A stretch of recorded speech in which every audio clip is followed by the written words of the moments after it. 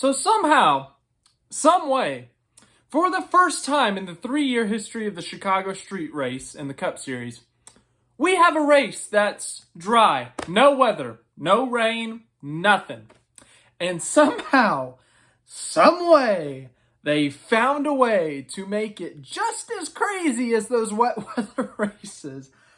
We had a giant pileup on lap 4. Lap 4, a giant pileup. Carson Hocevar clips the inside wall on the exit of the kind of loop section. I think that's turn 10.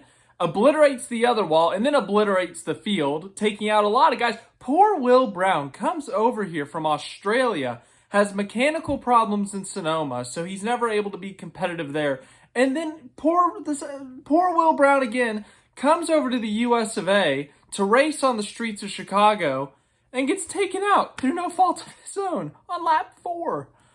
Anywho, that's the beginning of the race. We had alternate strategies throughout this thing. We had Michael McDowell lead the first 31 laps of this thing, only to have a mechanical failure ruin his chances at potentially taking down SVG. And then at the end of this race, we had, I will say, we hope that the person, that whoever the fan was, whoever was in the infield, whoever had to be taken outside of the facility to be medically taken care of, we hope that they are okay. There was a caution with like 20 to go because an ambulance had to get outside of the track due to a medical emergency. I have never seen that type of caution in my time of watching NASCAR. But after that, everyone lost their minds. I mean, Bubba Wallace and Alex Bowman were trying to kill each other for 8th place. Now, they were going head-to-head in the whole bracket challenge thing, and you could argue that, but oh my lord, they were just, as I said, they were trying to kill each other or something because they would not stop wrecking each other. And then finally, it ended up with Bubba Wallace actually getting wrecked. And then Cody Ware, with a lap and an 8th to go, just drive straight on. He was actually having a decent day, drive straight on into the wall. But it ended in the way that we all expected. That's right, ladies and gentlemen. Play the song.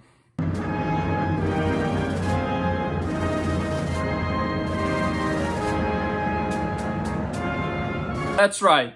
This could potentially be the last ever Chicago street race, and it's ending the same way it started, with a Shane Van Gisbergen win. Shane Van Gisbergen has won his second ever NASCAR Cup Series race on the NASCAR, or the street circuit of Chicago, the NASCAR street race in Chicago, whatever the official name is. But SVG, you know how everything is owned.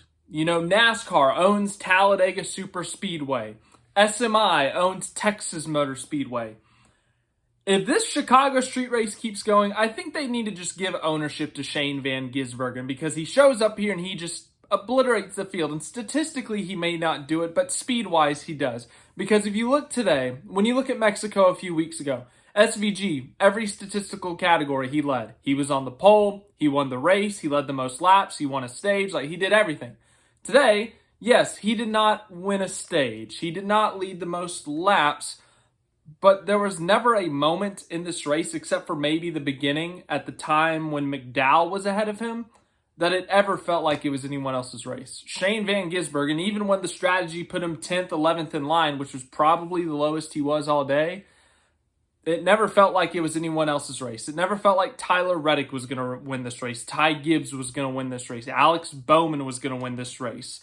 The only other one you could argue, I would say, that you felt like was going to win this race was Michael McDowell in that opening stint before he had his mechanical failures. But even then, you don't know if SVG's going 100% or if he's just saving his stuff for later in the race.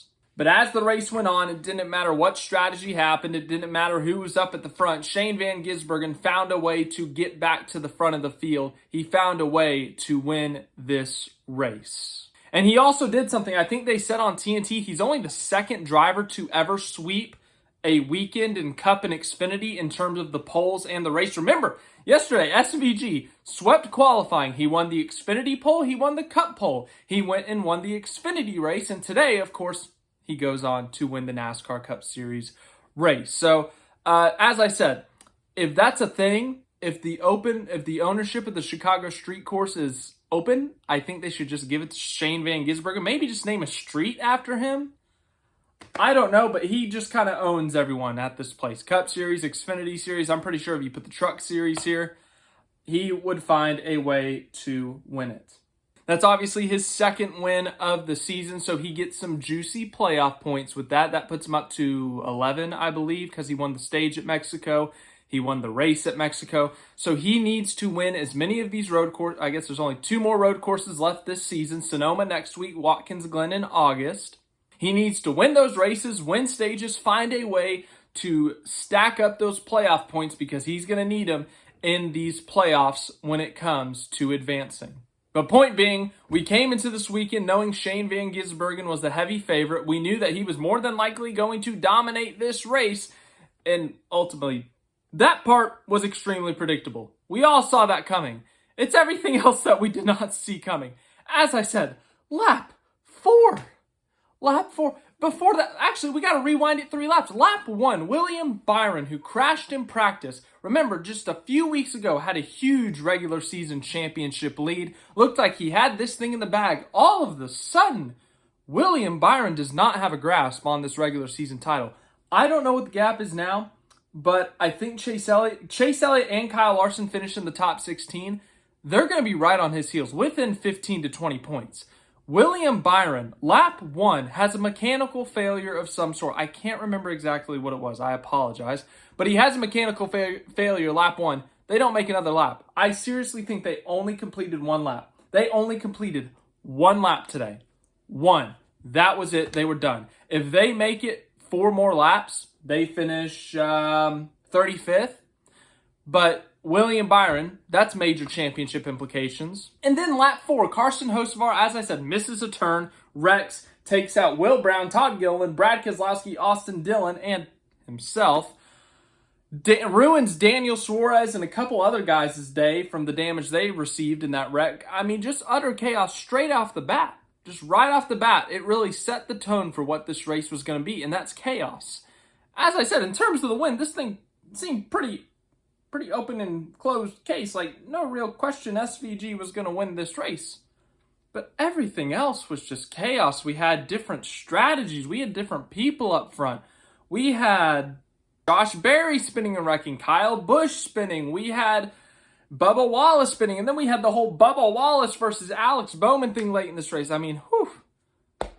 Honestly, I don't think I've caught my breath from this race. But speaking of, Alex Bowman and Bubba Wallace, they've had their incidents in the past. Every time they run into each other on track, it always ends up with one of them being crabby.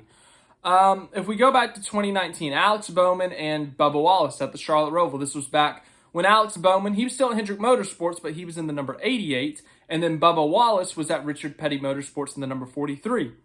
They had a couple run-ins on track. Someone spun someone, and then someone retaliated later in the race. I can't remember which order it was. After the race, Alex Bowman was dehydrated, sick, something sitting next to his car. Bubba Wallace goes up and dumps Gatorade on him, whatever that was. Well, that's incident number 1. Then I might be missing an incident, but we're here last year at Chicago. In that race at Chicago, Alex Bowman spins out Bubba Wallace. I think Bubba was having a good run at the time. Ruins Bubba Wallace's day. Alex Bowman goes on to win. Well, on the cool-down lap, Bubba Wallace goes and he pins Alex Bowman in the wall, kind of wrecks him after the race on the cool-down lap. Bubba Wallace, I think he ended up getting a pretty significant fine, $50,000 or something. Bowman, obviously, he was the receiving end, so nothing for him. So these two have had run-ins before. And of course, it works out that they get matched up head-to-head in the NASCAR bracket. Quick update on my bracket. Real quick update. Rather than showing you all my X's and whatnot, I had Chris Buescher winning the title, so well, that rip was almost as bad as me filling out this bracket. Anywho, yeah, of course they end up getting pinned up against each other in terms of the bracket matchup. They had a nice little fun conversation before, talking about it and whatnot, and well, when push came to shove, it turned into, well, punches being thrown on the track. I can't remember how it started. I think heading into turn 12, the final turn, Bubba on older tires got passed by Bowman. and then he bumps him out of the way. Remember, Bowman and Reddick were on the same strategy. They had those fresher tires charging up through the field, trying to catch SVG, trying to catch a caution to give them a shot. So maybe Bubba was trying to help out his teammate get a gap to Bowman. I don't know. Maybe it was just truly this bracket thing, but Bubba bumps Bowman. Obviously, Bowman not a fan of getting bump and run for 8th place or whatever it was, and he says, you know what, I didn't like that. I owe you one now because you bumped me out of the way. He does the same thing going into turn 1, bumps him out of the way, and then Bubba strikes back. He hits him again, and then Bowman hits him again, and then Bubba clears himself in front of Bowman. At that point, Bubba starts wrecking, and Alex Bowman finishes him off. So that was like just, wow. I did not see that coming. But Bubba and Bowman, we know they have a history. We know they don't necessarily like each other. But for an advancement in an in-season tournament, I did not see it coming down to this. So that was interesting. I guess it got a little too ugly. We'll see what happens, if there was any intentionally wrecking. By the way, the camera work during this was horrible by TNT. Like, we missed, I felt like half of it because the camera was all over the place. So I don't even know if Bowman intentionally wrecked Bubba or what, but who knows? Good grief. It was just chaotic. This morning I hit the wall with this chair. I'm still figuring out this new space, but all right, let's look at these finishing results. Shane Van Gisbergen, as I said, picks up his 2nd win of the season, his 2nd ever Chicago Street Course win in the Cup Series. Picks up the weekend sweep. We see the weekend sweep happen a lot in NASCAR, whether it's Kyle Larson doing the Xfinity Cup double, the Truck Cup double. Kyle Busch is the only driver in history to complete the triple, to win the trucks, the Cup, the Xfinity races, and to capture the checkered flag in all 3 races. We've seen the Cup-Xfinity sweeps plenty of times. We can name all sorts of drivers who have done it. But it is extremely rare to see one single driver not only win both races, but to win both poles and races. So Shane Van Gisbergen, he made history in Chicago in 2023, winning NASCAR's first ever street race in the Cup Series. Well, in what could potentially be the last street race, or Chicago street race. We might be in San Diego next year. What could be the final Chicago street race in NASCAR? SVG once again makes history, becoming only the 2nd driver to win both poles and both races, if TNT was indeed accurate. He leads 26 laps, did not win any stages. They played some alternate strategies to have better track position at the beginning of the other stages. But as I said, statistically, Michael McDowell led more laps than him. He didn't even record the fastest lap of the race. He didn't score the most points. He didn't win any stages. But this race really never felt like anyone else's at any point, especially once McDowell was out of this thing. I mean, Shane Van Gisbergen, safe to say he has this place figured out. So yeah, obviously if we do end up coming back to Chicago next year, he'll probably win that again. We go to San Diego Street Course next year, he'll probably win that too. But SVG has a step up on the field on road courses. We already knew that. And the street courses, he has about 10 steps up, it feels like. So Shane Van Gisbergen wins again at Chicago. Ty Gibbs finishes 2nd. This is what we thought the 1-2 would be at Mexico. Of course, SVG, Ty Gibbs fighting for the win in Mexico. Alternate strategy, not even an alternate strategy, a poorly timed caution for Ty Gibbs at Mexico doesn't give him a chance to duel it out with SVG in that one, and he ends up finishing 10th, 11th, whatever it was. Well, this one, he ends up getting a chance to duel SVG. Obviously, Shane Van Gisbergen goes on to win, but Ty Gibbs finishes 2nd. Another great run for Ty Gibbs. They've really kind of picked up the pace these last few weeks. Great finish at Michigan. I think they finished 2nd or 3rd. A great race at Mexico. Obviously, as I said, they finished 10th or 11th, but still a really good race there. Pocono, if I remember correctly, I think they had some speed there. And then, of course, this weekend, Chicago has been great to Ty Gibbs. Sure, he hasn't won, but I think he's had top 10s in every single race. He's run really well. He's led some laps. So a great weekend for Ty Gibbs, but unfortunately for them, At this point in the season, they need a win to make the playoffs. Tyler Reddick finishes third. For the second straight year, Tyler Reddick was the chaser last year. Alex Bowman on the wet weather tires, trying to make them last. Tyler Reddick on the slicks, making up multiple seconds a lap, ends up clipping that inside wall on turn 5 and ends up falling short of winning.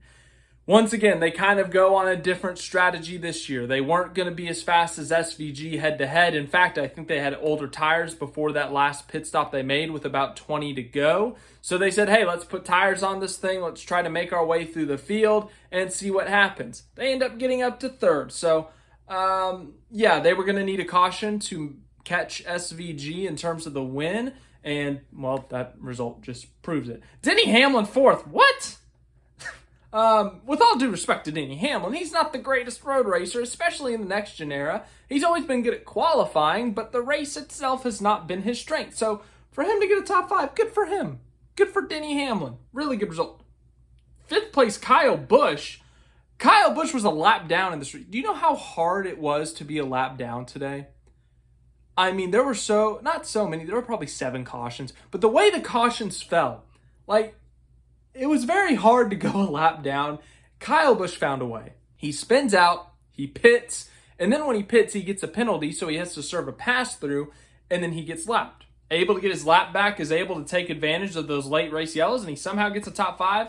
AJ Allmendinger finishes 6th, led a couple of laps in this race. Was up front there with SVG for a bit, so that was kind of fun. Kind of like that Xfinity race at COTA last year when those two just obliterated the field. 7th place, Ryan Preece. Another good road course result for Ryan Preece. He's becoming an underrated road racer. Won some stages already this year, and now he's getting top 10s and whatnot. Good for him. Alex Bowman finishes 8th. As I said, him and Bubba. Whew.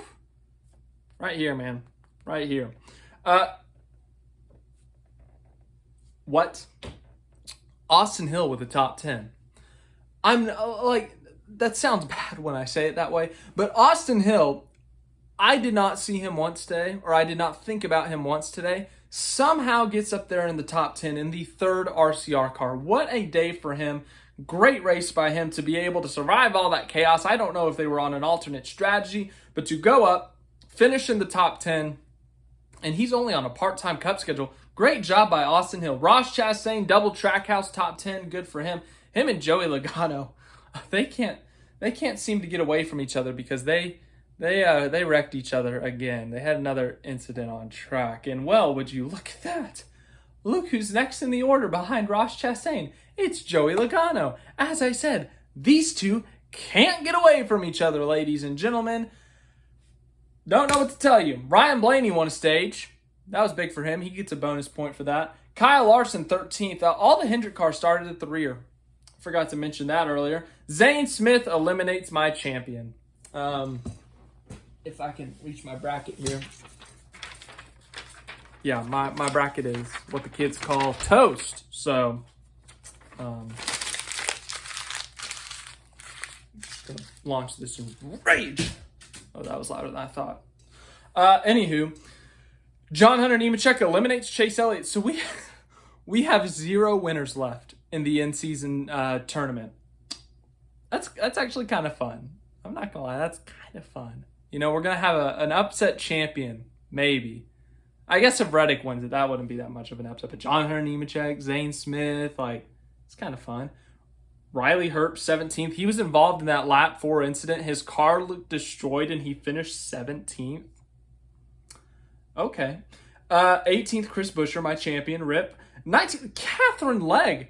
We talked about this yesterday, but Catherine Legg had to qualify for this race. It was an open car, had to beat Corey Heim in her last run in qualifying. Is clutches up, whatever the phrasing is these days, ends up making the race. And not only that, a top 20 for the Live Fast team, that's a huge, huge deal.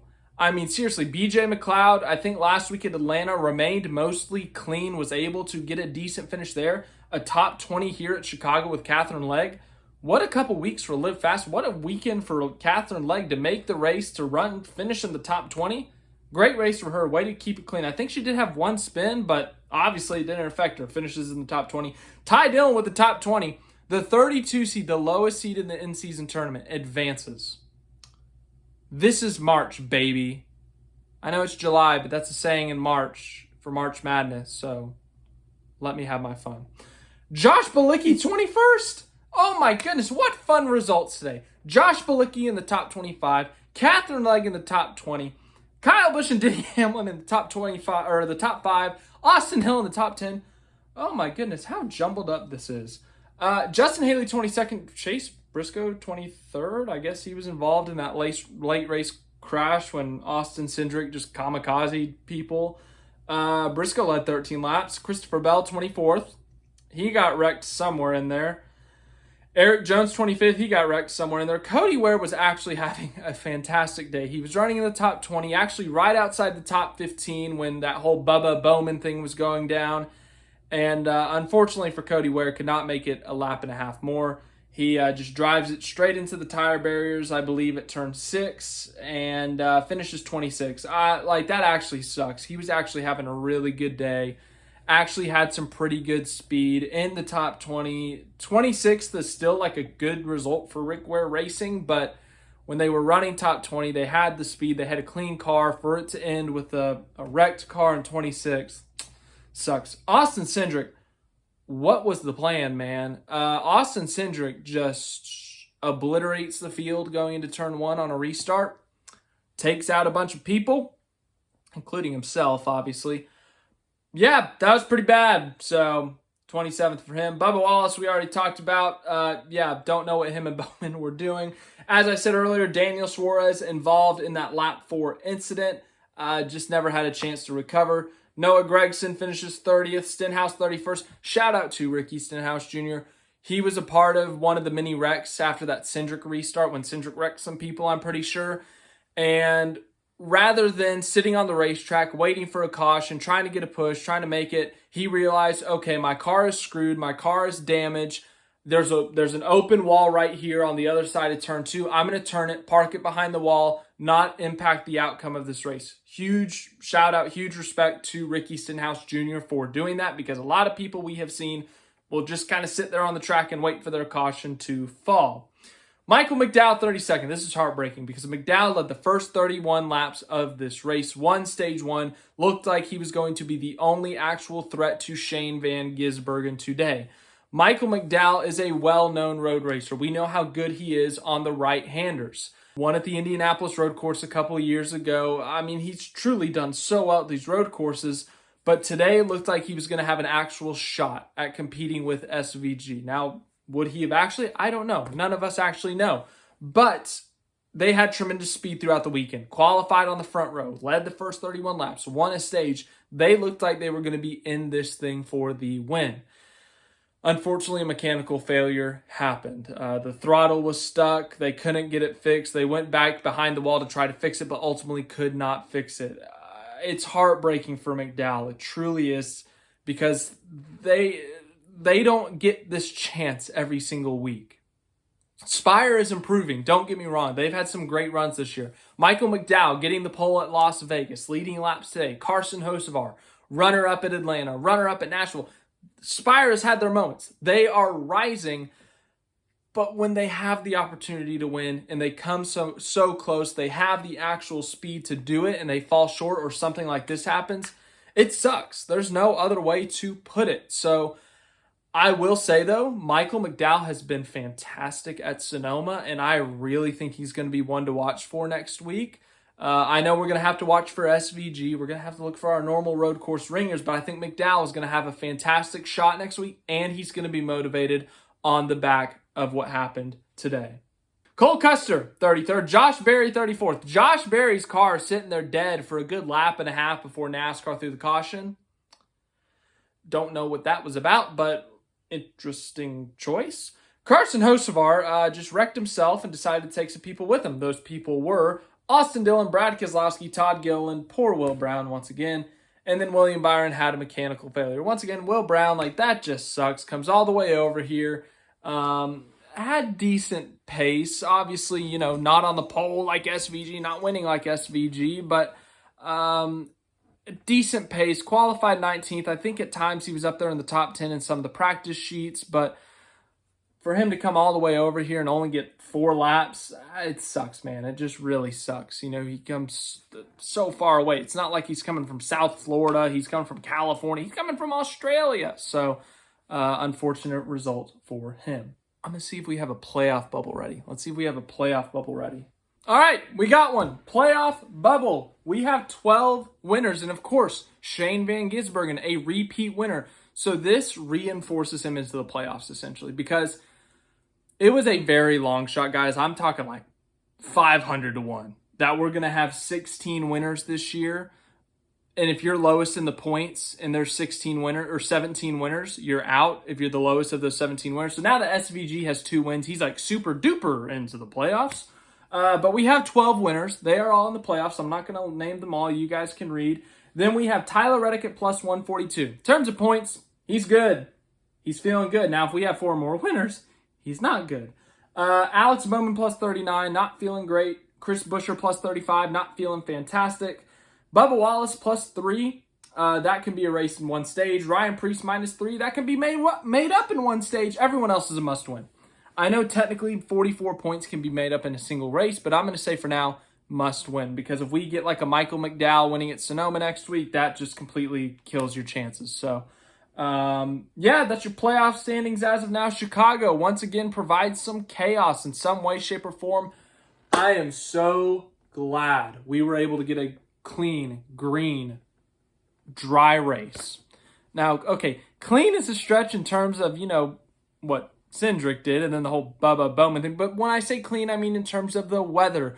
There had been such bad luck. So many of the concerts, the after party, the pre-party had been canceled, postponed, ruined by the rain in the years past. And for this year, for everything to go smoothly, for the weather to cooperate, I'm so glad that Chicago got that. If we come back here, it's great. We've had 3 great Cup races. If you ask me, the Xfinity races. The first Xfinity race wasn't really a race because they ran like 20 laps in the pouring rain. But then the last 2 Xfinity races were pretty good, so that's exciting. But anywho, that's Chicago for you. If we come back here, I think that's going to be really fun. If we end up going to San Diego, can't wait for that. But thanks for watching this video. I hope you guys enjoyed. We'll see you in the next one. And, of course, tomorrow's Monday, so we got the Monday after.